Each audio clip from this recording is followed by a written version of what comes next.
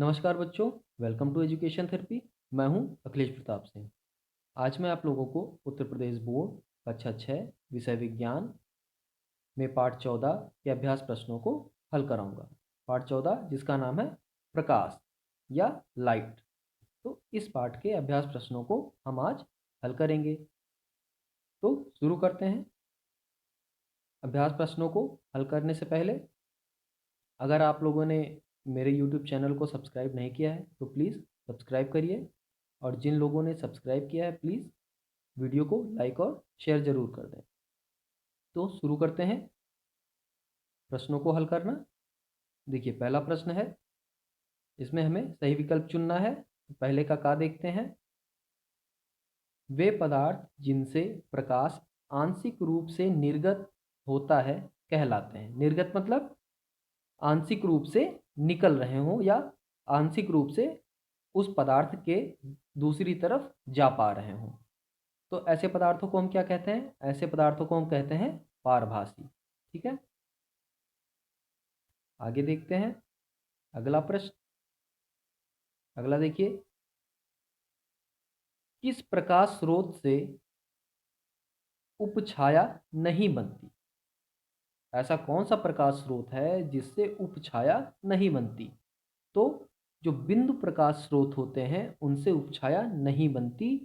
जैसे उदाहरण के लिए, जो अक्सर आप लोगों ने देखा होगा कि बहुत से लोग लेज़र लाइट लेके जब लाइट जलाते हैं तो वो एक बिंदु के रूप में प्रकाश उसमें निकलती है, एक बिंदु के रूप में ही। ठीक, तो जब प्रकाश का फैलाव कम होगा तो वो छाया नहीं बना पाएगी। ठीक है, तो इसलिए बिंदु प्रकाश स्रोत जो होते हैं उनमें उपछाया नहीं बनती।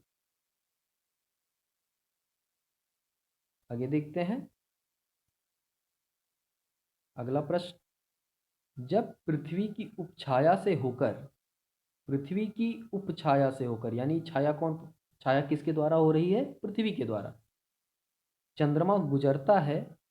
यहाँ गुरता लिख गया है, इस जहाँ रा लिखा है यहाँ पे होगा जा। ठीक है, गुजरता है ये। तो गुजरता है तब होता है, क्या होता है उस समय? होता है खंड चंद्र ग्रहण। होता क्या है? पृथ्वी रहती है और सूर्य रहता है। ठीक, सूर्य रहता है, पृथ्वी रहती है और इधर चंद्रमा रहता है। तो जब इस सूर्य का प्रकाश पृथ्वी से होकर चंद्रमा की तरफ जाएगा तो क्या होगा? चंद्रमा के ऊपर पृथ्वी की छाया पड़ेगी।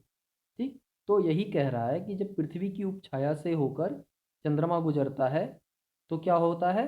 तो होता है खंड चंद्र ग्रहण। जब भी किसी की उपछाया से होकर कोई वस्तु जाएगी तो वहां पे खंड शब्द का उपयोग होना शुरू हो जाएगा। ठीक है, तो यहाँ पे उत्तर होगा खंड चंद्र ग्रहण। अगला देखते हैं प्रश्न नंबर 2। यहाँ पे हमको रिक्त स्थानों की पूर्ति करनी है, रिक्त स्थान भरने हैं। तो पहला देखते हैं, सूर्य और तारे प्रकाश स्रोत हैं। तो सूर्य और तारे कैसे प्रकाश स्रोत हैं? प्राकृतिक प्रकाश स्रोत हैं। जबकि जलती हुई मोमबत्ती और विद्युत बल्ब मानव निर्मित स्रोत हैं। ठीक है, अगला देखते हैं, दीप्त वस्तुएं स्वयं प्रकाश उत्पन्न करती हैं जबकि अदीप्त वस्तुएं स्वयं प्रकाश उत्पन्न नहीं करती हैं। अगला देखते हैं, सूर्य ग्रहण दिखाई देता है। सूर्य ग्रहण कब दिखाई देता है? जब चंद्रमा सूर्य और के मध्य आता है। तो चंद्रमा किसके मध्य आता है? सूर्य और पृथ्वी के मध्य आता है, तब जाके सूर्य ग्रहण लगता है, यानी तब जाके सोलर इक्लिप्स होता है। इंग्लिश में सूर्य ग्रहण को सोलर इक्लिप्स कहते हैं। ठीक है, अगला देखते हैं, चंद्र ग्रहण की घटना किसके दिन होती है? पूर्णिमा के दिन। चंद्र ग्रहण की घटना किस दिन होती है? पूर्णिमा के दिन होती है। अगला देखते हैं, निर्वात में प्रकाश की चाल होती है। तो निर्वात में जो प्रकाश की चाल है वो है 3 लाख किलोमीटर प्रति सेकेंड। निर्वात में प्रकाश की चाल क्या है? 3 लाख किलोमीटर प्रति सेकेंड। चलिए अगले प्रश्न पे आते हैं, प्रश्न नंबर 3, जिसमें हमें तो स्तंभ दिए गए हैं, स्तंभ का, स्तंभ खा, इन दोनों का आपस में जिसका जिससे संबंध है उससे उसको मिला देना है। तो चंद्रमा देखते हैं। पहला चंद्रमा, चंद्रमा कैसी वस्तु है? चंद्रमा है अदीप्त वस्तु में आता है। ठीक है, चंद्रमा अदीप्त वस्तु में आता है। अदीप्त कौन सी वस्तुएं होती हैं? अदीप्त वस्तुएं वो होती हैं जो खुद से प्रकाश उत्पन्न ना कर पाए। ठीक है। सूर्य क्या है? सूर्य दीप्त वस्तु में आएगा, क्योंकि सूर्य दीप्त वस्तुएं वे वस्तु होती हैं जो स्वयं प्रकाश उत्पन्न कर लें। ठीक है। ईंट, ईंट क्या है? ईंट अपारदर्शक है। ट्रेसिंग पेपर पारभासी है, क्योंकि इसके ट्रेसिंग पेपर के आर पार जो प्रकाश जाता है वो बहुत आंशिक रूप से दूसरी तरफ जा पाता है प्रकाश। ठीक है। साफ कांच, साफ कांच जो है वो हमारा आता है पारदर्शक में। ठीक है। चलिए अब अगला प्रश्न देखते हैं, चौथा प्रश्न नंबर 4 क्या कह रहा है? देखिए, प्रकाश स्रोत किसे कहते हैं? दो प्राकृतिक तथा दो मानव निर्मित प्रकाश स्रोतों के नाम लिखिए तथा उनकी विशेषताएं बताइए। इसका उत्तर देखते हैं हम लोग। देखिए, प्रकाश स्रोत कितने तरह के होते हैं? देखिए, पहले तो प्रकाश स्रोत क्या होता है? जिन जिन साधनों से हमें प्रकाश ऊर्जा प्राप्त होती है उन्हें प्रकाश स्रोत कहते हैं। पहला प्रकाश स्रोत प्राकृतिक प्रकाश स्रोत है और दूसरा कृत्रिम प्रकाश स्रोत या मानव निर्मित प्रकाश स्रोत कहते हैं उसे। अब प्राकृतिक प्रकाश स्रोत जानते हैं क्या होता है? ऐसे प्रकाश स्रोत जो हमें प्राकृतिक रूप से प्राप्त होते हैं प्राकृतिक प्रकाश स्रोत कहलाते हैं। जैसे सूर्य तथा तारे प्राकृतिक प्रकाश स्रोत हैं। हमें पृथ्वी पर पर्याप्त मात्रा में प्रकाश सूर्य से ही प्राप्त होता है। ठीक है। सूर्य से जो ऊर्जा प्रकाश प्राप्त होता है, ये हम मानते हैं कि ये कभी खत्म ना होने वाला ऊर्जा है या प्रकाश है। ठीक है, कभी खत्म ना होने वाली प्रकाश है। ठीक, अगला देखते हैं अब मानव निर्मित प्रकाश स्रोत। मानव निर्मित प्रकाश स्रोत, जिन प्रकाश स्रोतों का निर्माण मनुष्य द्वारा किया जाता है उन्हें मानव निर्मित प्रकाश स्रोत कहते हैं। जैसे जलती हुई मोमबत्ती, दीपक, लालटेन, विद्युत बल्ब, ट्यूबलाइट, सीएफएल, एलईडी आदि मानव निर्मित प्रकाश स्रोत हैं। इनके फायदे क्या हैं? मोमबत्ती, मिट्टी के तेल के दीपक, लालटेन आदि से कम प्रकाश प्राप्त होता है तथा इनसे निकलने वाली गैसों से वातावरण भी प्रदूषित होता है। तो ये तो इसके एक नुकसान हो गए। अब यहाँ फायदे क्या हैं?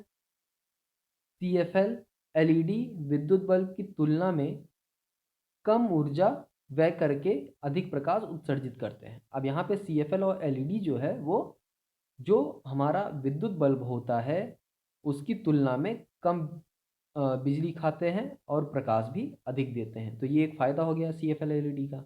ये भी मानव निर्मित प्रकाश स्रोत है। ठीक है। चलिए अब आते हैं अगले प्रश्न पे, प्रश्न नंबर 5। अपने आसपास दिखाई पड़ने वाली वस्तुओं में से दीप्त तथा अदीप्त वस्तुओं को छांटकर लिखिए। इसका उत्तर देखते हैं।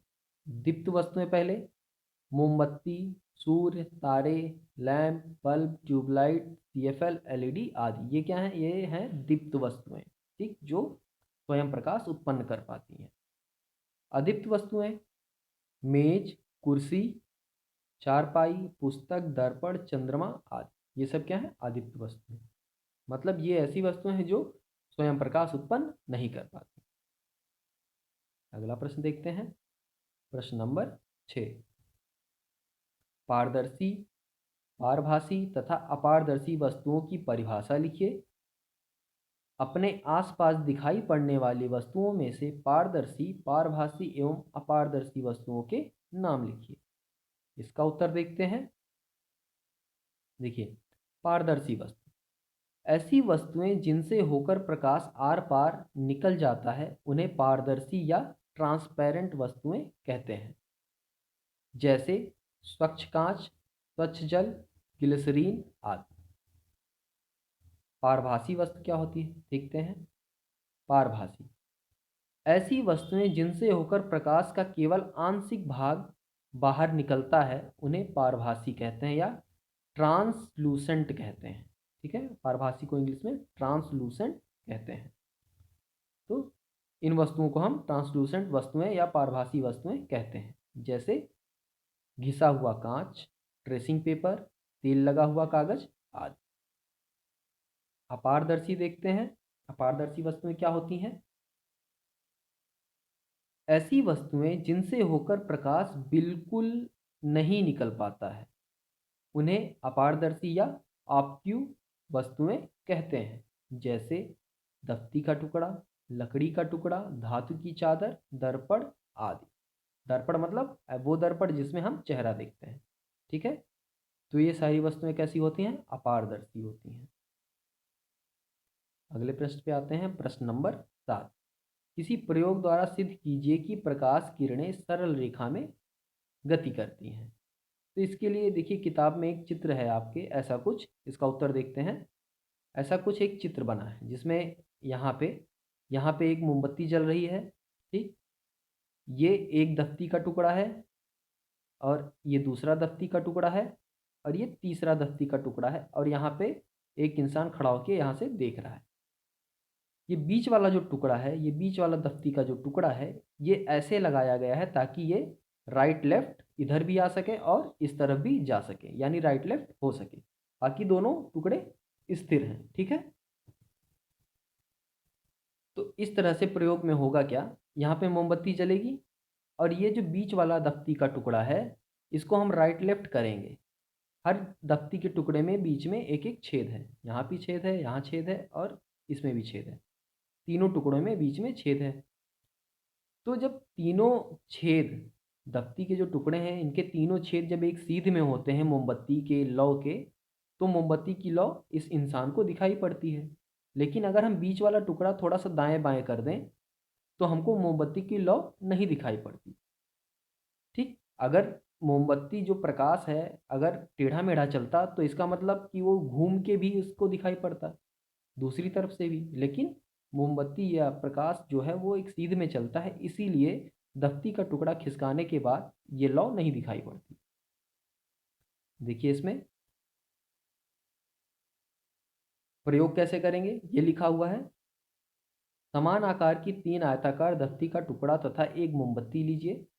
दफ्ती के टुकड़े को एक दूसरे के ऊपर रखकर उनके बीच छेद कर लीजिए। ठीक है, एक के ऊपर एक रख के जब छेद करेंगे तो तीनों में समान जगह छेद होगी। ठीक, मोमबत्ती को जलाकर मेज पर रखिए।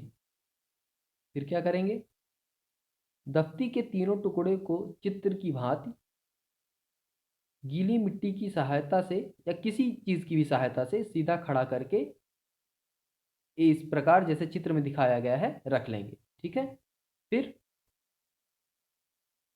प्रकाश सीधी रेखा में चलता है कि 3 टुकड़ों में बने छिद्र एक सरल रेखा में हो। ठीक, यानी इस तरह से इनको रखना है कि हमको जो मोमबत्ती की लौ है, पहले दफ्ती को ऐसे रखेंगे कि जो दफ्ती मोमबत्ती की लौ है वो तीनों दफ्तियों को पार करता हुआ हमें दिखाई पड़ना चाहिए। ठीक है, फिर मोमबत्ती को इस प्रकार प्रथम टुकड़े के सामने रखिए ताकि इसकी लौ छिद्रों के सामने हो। अब अंतिम दफ्ती के टुकड़े के सामने नेत्र द्वारा मोमबत्ती के लौ को देखिए। क्या आपको मोमबत्ती की लौ दिखाई पड़ती है? हम मोमबत्ती की लौ को अंतिम दफ्ती के टुकड़े के छिद्र द्वारा देख सकते हैं, यानी हमको जो आखिरी दफ्ती है जहाँ पे इंसान खड़ा है चित्र में, वहाँ से हमको मोमबत्ती की लौ दिखाई पड़ती है। अब बीच वाले टुकड़े को थोड़ा इधर उधर खिसकाइए। क्या होता है, हम देख, अब मोमबत्ती की लौ दिखाई नहीं देती। इसका क्या कारण है? बीच की दफ्ती के टुकड़े थोड़ा सा इधर उधर खिसकाने पर सभी छिद्र एक सरल रेखा में नहीं रहते हैं, जिससे मोमबत्ती की लौ का प्रकाश बीच वाली दफ्ती के टुकड़े से नहीं निकल पाता। इसी कारण मोमबत्ती की लौ नहीं दिखाई पड़ती। अतः इस क्रियाकलाप से यह सिद्ध होता है कि प्रकाश का गमन सरल रेखा में होता है। तो हमने इस चित्र के द्वारा देखा, और ऐसा क्रियाकलाप अगर हम करते हैं, प्रैक्टिकल करते हैं, तो हम ये कह सकते हैं कि जो प्रकाश है वो हमेशा एक सीधी रेखा में चलता है। ठीक है, चलिए अगला प्रश्न देखते हैं। अगला प्रश्न है, छाया, प्रछाया तथा उपछाया से क्या समझते हैं? प्रयोग द्वारा इनमें अंतर स्पष्ट कीजिए। इसका उत्तर देखते हैं। जब प्रकाश के विस्तारित स्रोत से अपारदर्शी वस्तु की छाया बनती है, यानी अपारदर्शी वस्तु का मतलब देखिए, ये प्रकाश का स्रोत है, मान लेते हैं ये कोई प्रकाश का स्रोत है, टार्च है या सूरज है। अब इसके सामने एक इंसान खड़ा हो गया, मान लेते हैं ये कोई इंसान है, ठीक, इंसान खड़ा हो गया, तो इस तरफ इसकी परछाई बनेगी यहाँ कहीं। तो इंसान क्या है, एक अपारदर्शी वस्तु है ना, तभी तो यहाँ पे परछाई बनी। पारदर्शी वस्तु होती तो प्रकाश निकल जाती दूसरी तरफ, ठीक है, परछाई नहीं बनती उसकी, इसीलिए कहा जा रहा है पारदर्शी वस्तु, ठीक है। तो जब प्रकाश के विस्तारित स्रोत से अपारदर्शी वस्तु की छाया बनती है, तब यह छाया एक समान काली नहीं होती। इस छाया में दो भाग होते हैं। छाया का मध्य भाग अधिक काला होता है, यह प्रछाया कहलाता है। इसको इंग्लिश में उम्ब्रा कहते हैं, ठीक है, क्या कहते हैं? UMBRA, ठीक, उम्ब्रा। प्रछाया को इंग्लिश में उम्ब्रा कहते हैं। प्रछाया के चारों ओर का कम काला भाग उपछाया कहलाता है। उपछाया को इंग्लिश में पेनुम्ब्रा कहते हैं, ठीक है। निम्नलिखित क्रियाकलाप द्वारा छाया, प्रछाया, उपछाया के बनने की प्रक्रिया समझी जा सकती है। देखिए यहाँ पे एक चित्र है, देखिए ये टार्च है, टार्च को जलाया गया और उसके बीच में एक बॉल रख दी गई, और ये जहाँ पे ये गोला बन रहा है, ये यहाँ पे दीवार है। तो जब यहाँ पे आप देख रहे होंगे कि गोल गोल एक आकृति बन रही है, इसको हम कहते हैं छाया। छाया को ही हम सामान्य भाषा में परछाई कहते हैं, ठीक है, जान लीजिए, छाया को ही हम क्या कहते हैं? शैडो या परछाई, इंग्लिश में शैडो भी कहते हैं। अब इसी छाया में दो तरह की छाया बनती है। देखिए छाया को दो भाग में बांट दिया गया है, देखिए कैसे। देखिए तो टार्च है, जल रहा है, ये बॉल है, इससे प्रकाश गई तो बॉल हमारी अपारदर्शी वस्तु है, इस कारण दीवार पे यहाँ पे एक क्या बना? छाया बनी। अब छाया में एक भाग ये अंदर वाला है जो एकदम काला आपको दिखाई दे रहा है, और एक भाग ये है बाहर वाला जो कम काला दिखाई दे रहा है, ठीक है। तो जो अंदर वाला भाग है इसी को हम कहते हैं प्रछाया, ठीक, और जो बाहर वाला भाग है ये भाग, इस भाग को हम कहते हैं उपछाया, ठीक है। प्रछाया को इंग्लिश में उम्ब्रा और उपछाया को पेनुम्ब्रा कहते हैं। चलिए, तो इस तरह से आप प्रयोग करके देख सकते हैं। अब इसमें क्या लिखेंगे देख लीजिए। एक टार्च, काला कागज तथा एक छोटी गेंद लीजिए। काले कागज में से एक छोटा छेद करके टार्च की कांच से चिपका दीजिए। टार्च को जलाकर कमरे के दीवार की ओर लाइए। क्या देखते हैं? गोलाकार आकृति में दीवार छाया का कुछ भाग प्रकाशित हो जाता है, ठीक। फिर अब जलती हुई टार्च के सामने कुछ दूरी पर गेंद रख दीजिए। टॉर्च जल रही है, उसके कुछ दूर पे हम गेंद रख देंगे। क्या देखते हैं? दीवार पर प्रकाशित भाग के स्थान पर गोलाकार अंधेरी आकृति दिखाई देती है। गोलाकार अंधेरी आकृति, देखिए गोलाकार अंधेरी आकृति गेंद द्वारा प्रकाश की किरणों को रोक उपछाया लेने के कारण बनती है, ठीक। उपछाया के कारण वहाँ पे एक छाया आकृति बन जाती है काले काले रंग की, उसमें एक प्रछाया हो जाती है और एक उपछाया, ठीक, छाया बन गई। गोलाकार अंधेरी आकृति को गेंद की छाया कहते हैं। अब जो गोल गोल ब्लैक वाला पूरा एरिया बना है दीवार पे, उसको हम कहेंगे छाया। टार्च के कांच से काले कागज को हटाकर पुनः टार्च जलाएं तथा उतनी ही दूर पर गेंद को रखिए। क्या देखते हैं?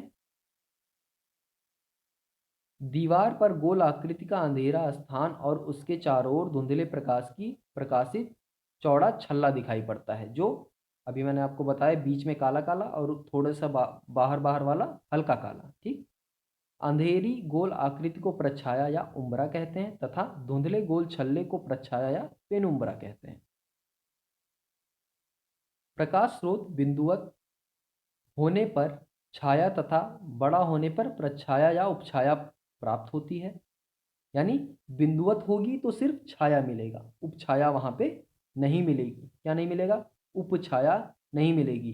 छाया वहाँ पे मिलेगी, यानी बिंदु स्रोत से छाया मिलेगी, उपछाया नहीं मिलेगा, ये याद रखिएगा आप। इससे हम आकृति में होने वाली अद्भुत खगोलीय घटना सूर्य ग्रहण एवं चंद्र ग्रहण को सरलता से समझ सकते हैं। तो सूर्य ग्रहण चंद्र ग्रहण क्या है, ये हमने पाठ में पढ़ा था, अभी आगे भी देखते हैं हम। तो ये प्रश्न का उत्तर था। अब अगला देखते हैं, 9वां प्रश्न, सूर्य ग्रहण कब और चंद्र ग्रहण कब और कैसे लगता है, चित्र खींच के समझाइए। तो इसमें हम देखते हैं इसका उत्तर। सबसे पहले देखते हैं सूर्य ग्रहण। देखिए सूर्य ग्रहण में क्या होता है, देखिए सूर्य हमारा हमारे सौरमंडल का केंद्र है, तो वो तो स्थिर ही रहेगा हमेशा अपनी जगह पे, ठीक। तो ये सूर्य हमारा, ये हमारी है पृथ्वी, ठीक। ये बीच में जो है ये हमारा है चंद्रमा। तो यहाँ से प्रकाश जाता है और चंद्रमा से होते हुए पृथ्वी तक पहुँचता है। तो यहाँ पे ये जो बिंदु बनता है, ये बिंदु पे ऐसा बिंदु होता है पृथ्वी का जहाँ से हम सूर्य को नहीं देख पाते, यानी इस जगह पे क्या होता है, अंधेरा होता है। और इसी कारण हम कहते हैं कि सूर्य ग्रहण लगा हुआ है। यानी अगर हम पूछा जाए सूर्य ग्रहण कब लगता है, तो हम कहेंगे जब चंद्रमा सूर्य और पृथ्वी के मध्य आ जाता है तो सूर्य ग्रहण लगता है, ठीक है। चलिए, पृथ्वी तथा चंद्रमा द्वारा चक्कर लगाते लगाते एक ऐसी स्थिति आ जाती है कि सूर्य, चंद्रमा तथा पृथ्वी तीनों एक सरल रेखा में इस प्रकार आ जाते हैं कि चंद्रमा सूर्य और पृथ्वी के बीच आ जाता है, सूर्य और पृथ्वी के बीच चंद्रमा आ जाता है। इस स्थिति में चंद्रमा सूर्य से आने वाली प्रकाश की किरणों को पृथ्वी तक आने से रोकता है, जिसके कारण चंद्रमा की छाया पृथ्वी पर पड़ने लगती है और सूर्य दिखाई नहीं देता। इस स्थिति को सूर्य ग्रहण कहते हैं। सूर्य ग्रहण सदैव अमावस्या के दिन पड़ता है, ठीक। अब आते हैं हम चंद्र ग्रहण पे। देखिए चंद्र ग्रहण में क्या होता है चित्र, ये हमारा सूर्य है, ये हमारी पृथ्वी है और ये हमारा है चंद्रमा, ठीक है। अब यहाँ से रोशनी ऐसे जाती है, ऐसे निकल जाती है, यहाँ से भी ऐसे जाएगी पृथ्वी को छूते हुए, ऐसे निकल जाएगी। तो इस चंद्रमा पे जो प्रकाश है वो नहीं पहुँच पाता, इसीलिए चंद्रमा फिर हमको दिखाई नहीं देता, ठीक है। चलिए इसमें देखते हैं क्या हम लिखेंगे। जब सूर्य और चंद्रमा के मध्य पृथ्वी आ जाती है तो सूर्य का प्रकाश चंद्रमा तक नहीं पहुंच पाता, क्योंकि पृथ्वी सूर्य से आने वाले प्रकाश की किरणों के मार्ग में अवरोध उत्पन्न करती है, जिसके फलस्वरूप चंद्र ग्रहण लगता है। चंद्र ग्रहण सदैव पूर्णिमा के दिन पड़ता है।